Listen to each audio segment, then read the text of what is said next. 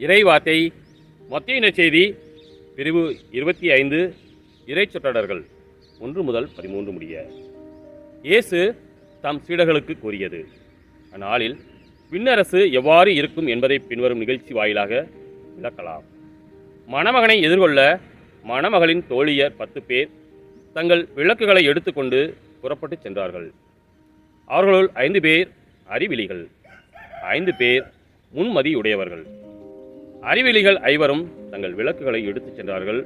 ஆனால் தங்களோடு எண்ணெய் எடுத்துச் செல்லவில்லை.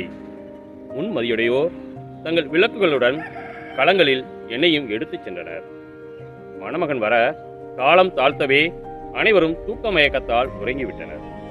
நள்ளிரவில், இதோ மணமகன் வருகிறார், அவரை எதிர்கொள்ள வாருங்கள் என்ற உரத்த குரல் ஒலித்தது. மணமகனின் தோழியர் எல்லாரும் எழுந்து தங்கள் விளக்குகளை ஒழுங்குபடுத்தினர்.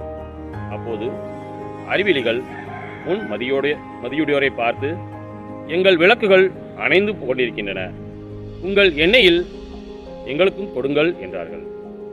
முன் மதியுடையோர்கள் மறுமொழியாக, உங்களுக்கும் எங்களுக்கும் எண்ணெய் போதுமான அளவு இராமல் போகலாம்.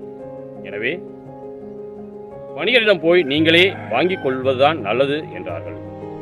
அவர்களும் வாங்க புறப்பட்டு சென்றார்கள். அப்போது மணமகன் வந்துவிட்டார். ஆயத்தமாய் இருந்தவர்கள் அவரோடு திருமண மண்டபத்துக்குள் புகுந்தார்கள். கதவும் அடைக்கப்பட்டது. பிறகு மற்ற தோழிகளும் வந்து, ஐயா ஐயா, எங்களுக்கு கதவை திறந்துவிடும் என்றார்கள். அவர் மறுமொழியாக, உறுதியாக உங்களுக்கு சொல்கிறேன், எனக்கு உங்களை தெரியாது என்றார். எனவே விழிப்பாய் இருங்கள், ஏனெனில் அவர் வரும் நாளோ வேலையோ உங்களுக்கு தெரியாது. கிறிஸ்துவின் நற்செய்தி.